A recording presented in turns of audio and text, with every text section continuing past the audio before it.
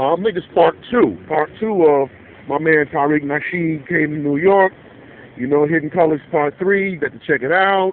Hidden Colors Part 1, Part 2, please do not get the bootleg, get the authentic DVD with the real production and some liner notes. Don't put the thing in the machine and it's got to play straight through the whole disc because there are no chapters and there are no titles because this dude just burned the copy in his little DVD burner. You know, please get the original copy with the footnotes and the title and especially the end credits, so you can see all the people who contributed and gave interviews, so you can look for those people's books, those people when they're lecturing, and those people's videos on YouTube. That's Hidden Colors Part 3, Hidden Colors 1, Hidden Colors 2, you know. You got to show some... Oh, and my man Jason Black, don't forget his DVD, 7 a.m. That's the 7 a.m. DVD. Anybody else is working on some stuff, you know, it's real constructive, you know, send me a link, man, because I'll mention it if it's good. If it's raggedy, I ain't talking about it, you know? Like, and if it is raggedy and I got to talk about it, I'm going to mention your name and you get your feelings hurt, you know, don't take it personal. All right, if I mention your name and don't get your feelings hurt, don't take it personal, take it professional.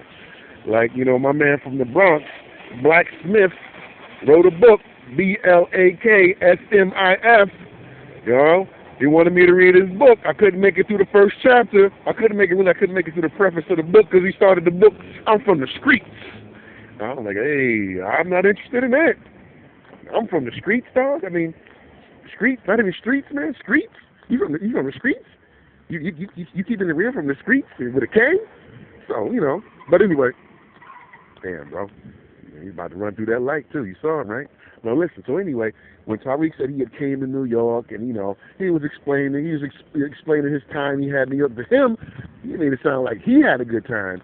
But to me, a New Yorker, it sounded like a lame time to me. So, Tariq, man, next time you come through, man, you know, hit the kid up. You know, we gonna do some stuff. You know, have some more fun than hanging out on 125th Street and riding the subway. I mean, riding the subway is cool, but that's for dudes who ain't got no money. I mean, you know, seriously, that's, you know, that's like, you know, you might as well just ride the subway and listen to the homeless dude try to offer you some sandwiches and whatnot. But anyway, so back to what I'm saying. That he said he had a speaking engagement or an interview at Kingsborough Community College, which is on Oriental Boulevard. And he couldn't get a cab to take him over there, so he had figured he had to have a car service.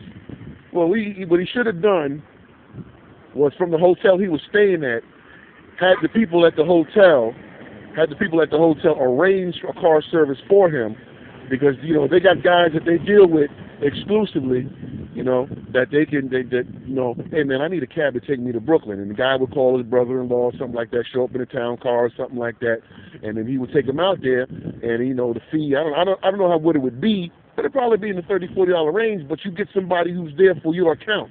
You know, he's there for you. He's going to give you his business card when you want to come back. So, you know, give me a call when you want to come back, and if they've got somebody over there to pick you up and bring you back to Harlem, you know, that's good. If not, at least he knows that one trip from Harlem to Kingsborough Community College, which was probably $37, $42, $45, you know, for that fare. At least he knows when he gets in the car coming back, it should be the same fare. Because, you know, that whole riding the subway thing, that doesn't really work for all of New York City. You know, that works primarily for almost all of Manhattan. That works for the South Bronx. That works for the western parts of Queens and Brooklyn. But at a certain point, you're going to need more input in how to get around. Now, he could have taken the train out there to Kingsborough, not all the way though. He could have taken the Q to like I don't know, Sheepshead Bay Road, and then he would have had to walk a few blocks, or he could have caught a cab from there. Once he got on the Sheepshead Bay Road on a Q train, he could have done that. But this is what I'm saying, bro. I mean, bro, it's not like you're going to St. Louis or something like that. You Tariq Nasheed, you ain't going to St. Louis. You go to Kansas City, Tulsa, Oklahoma. Bro, you come to New York City. Sure, man, you got plenty of fans out here. I don't like speaking hood, but you got plenty of people, aficionados and supporters out here who would love to show you a grandiose You got a lot of people out here who would love to show you a grandiose New York City time, man.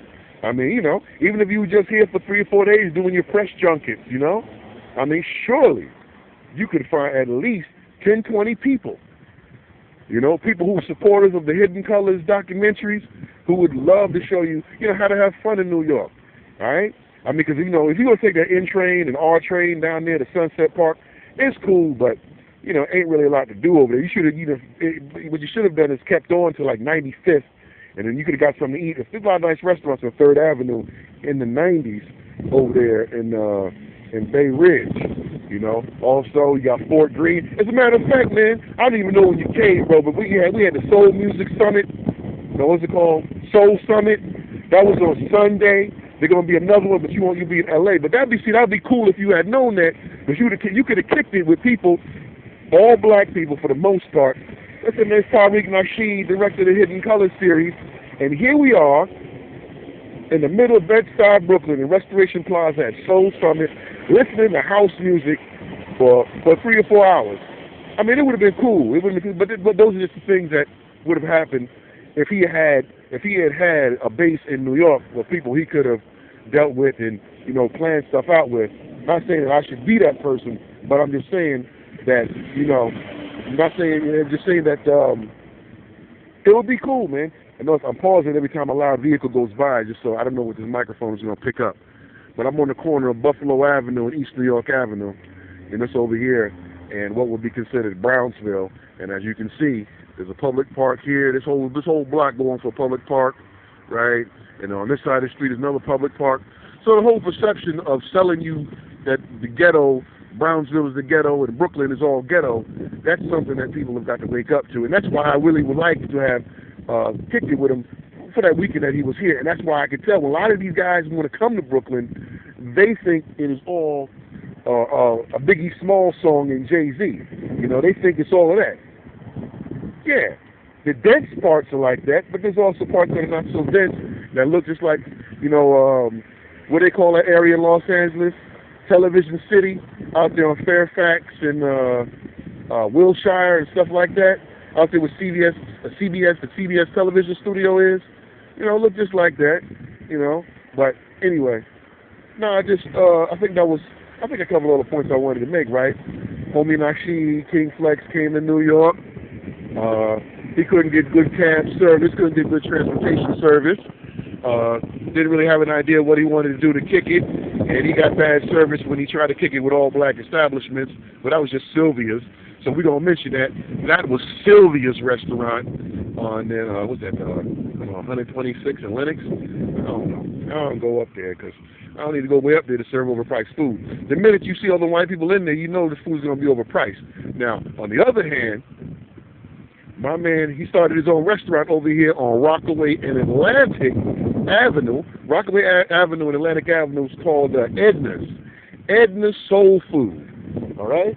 Now, I'm only mentioning that because I don't see the point why I got to patronize Sylvia's if she ain't really going to offer you good service anyway and pretty much lame food.